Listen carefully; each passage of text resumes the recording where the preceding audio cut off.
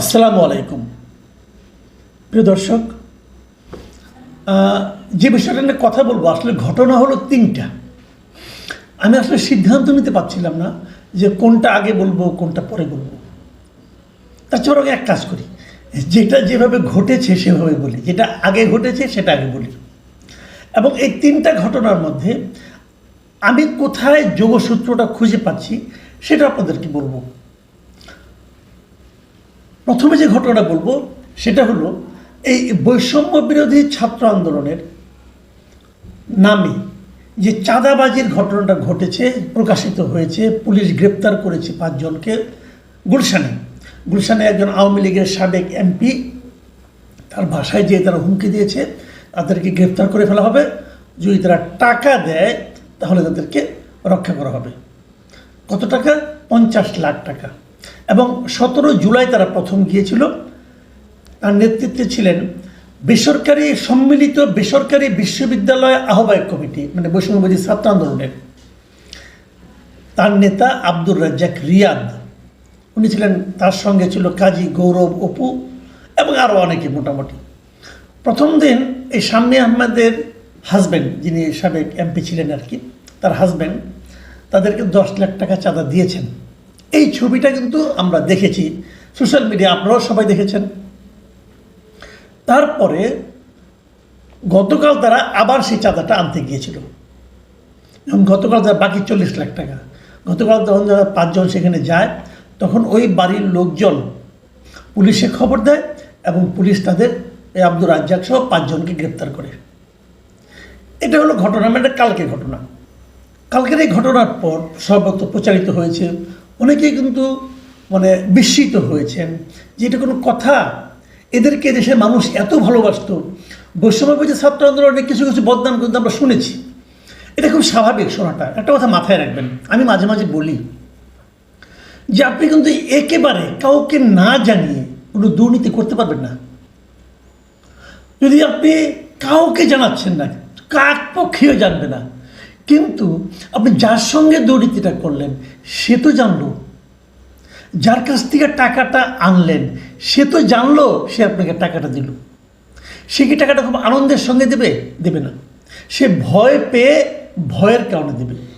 একটা সময় আসবে হয়তো সে অতিষ্ঠ হয়ে যাবে আপনার কারণে, তখন সে এটা তার ঘনিষ্ঠ 2-1 জনকে প্রকাশ করবে, সেখান থেকে সারা দেশে ছড়িয়ে পড়বে।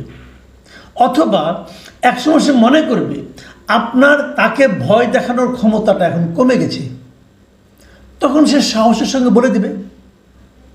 কাজেই আপনি দুর্নীতি করবেন কিন্তু কেউ জানবে না, এটা সম্ভব না রে ভাই।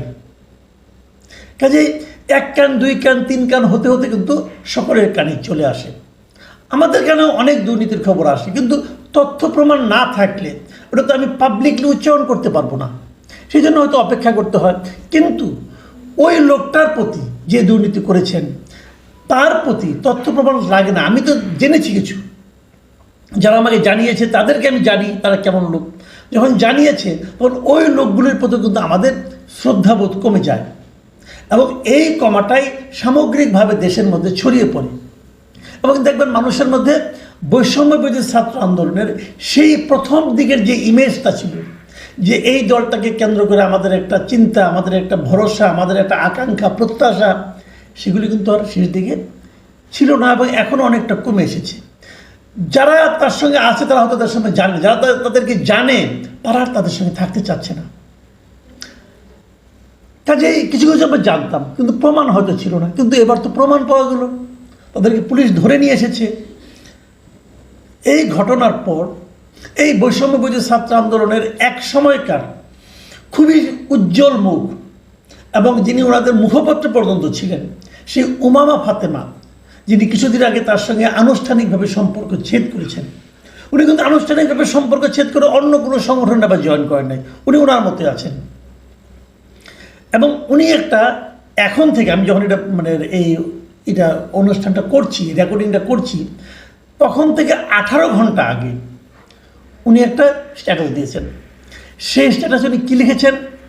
উনি লিখেছেন যে বৈষম্য বিরোধী ছাত্র, আমি প্রশ্ন হচ্ছে আপনাদেরকে, বৈষম্য বিরোধী ছাত্র আন্দোলনের সাথে সম্পৃক্ত 5 জনের চাঁদাবাজির খবর শুনে আমার পরিচিত ব্যক্তিবর্গ এতটাই আশ্চর্যান্বিত হওয়ার অভিনয় করছেন যে আমার মনে হচ্ছে আমি সবচেয়ে কম আশ্চর্য হয়েছি। মানে ওনার বক্তব্য হলো সবাই নাকি খুব আশ্চর্য হয়েছে, কিন্তু উনি খুবই কম আশ্চর্য হয়েছেন। এখানে একটা জিনিস খেয়াল করেন, উমামা ফাতেমার প্রথম যে দুটো বাক্য, একটা বাক্য আমি পড়লাম বড় বাক্য, সেখানে কিন্তু দুটো পয়েন্ট আছে। একটা পয়েন্ট আছে, উনার পরিচিত ব্যক্তিদের যারা আশ্চর্যান্বিত হয়েছেন উমামা ফাতেমার বিবেচনায়, তারা আসলে অভিনয় করেছেন। যে আসলে উমামা ফাতেমার ধারণা যে ওনারাও সব জানতেন, কেন অভিনয় করেছেন। আর উমামা নিজে সবচেয়ে কম আশ্চর্য হয়েছে, কারণ উমামা নিজে ওদের সম্পর্কে প্রচুর জানে। এবং এই জানাটা যদি উনি জানতেন তাহলে সেটা আগে প্রকাশ করলেন না কেন, অথবা বললেন না কেন। ওই যে বললাম আমার মতো অবস্থা, জানি অনেক কিছু, কিন্তু তথ্য প্রমাণ না থাকলে তারা এখন ক্ষমতায় রে ভাই, আপনি জীবন তো হারাম করে দিবে। কাজে সে কারণে বলে নাই। এবং উনি একদম ডিটেইলে মানে অনেক জায়গায় বলেছেন যে এদেরকে আমি বিভিন্ন জায়গায় দেখেছি, নেতাদের সঙ্গে ডাইনে বামে এরা থাকতেন, এরা সচিবালয়ে যেতেন, মিটিং মিছিলে থাকতেন, নেতাদের সঙ্গে সমন্বয়কারীদের সঙ্গে, কারো বাম হাত কারো ডান হাত এরকম হয়েছেন, এবং তারা প্রোটোকলও পেয়েছেন এরকম। এবং তারপরে বলেছেন যে এই গুলশান বনানী গ্যাং কালচারের অজস্র অভিযোগ অভ্যন্তরীণভাবে তাদের বিরুদ্ধে ছিল।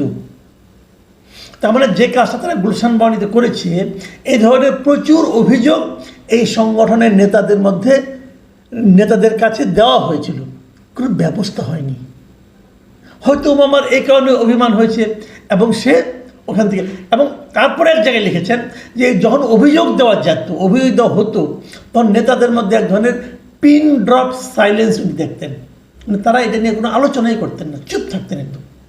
এবং সেই কারণে উমামা এক জায়গায় লিখেছেন হতাশী, আজকে এত মাস পরে এই প্ল্যাটফর্মের দিকে তাকালে বলার ভাষা পাই না, কেন যে যেভাবে পারছি এই প্ল্যাটফর্মকে নষ্ট করেছে। বুঝতে পারছেন হতাশাটা? তারপরে উনি শেষের লাইনটা কি লিখেছেন শুনুন, ঠিক মতো খোঁজ দিলে বুঝবেন এদের শেকড় অনেক গভীরে। এই কথাটা কি অর্থ? মানে এদের শেকড় অনেক গভীরে মানে কি? মানে আমি যেভাবে বুঝি যে এদেরকে সাপোর্ট দেওয়ার জন্য অনেক লোক আছে, এনসিপির মধ্যেও আছে। কেন আছে?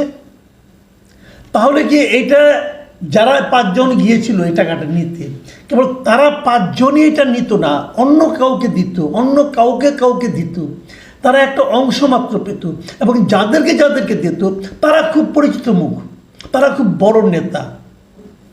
এটা কি হতে পারে? আমি এই সম্ভাবনাটাকে গ্রহণ করছি। কেন গ্রহণ করছি আসেন সে আলোচনাটা করি। উমামা ফাতেমার এই যে স্ট্যাটাসটা আমি পড়লাম, এটা এখন থেকে 18 ঘন্টা আগে আমি বলেছিলাম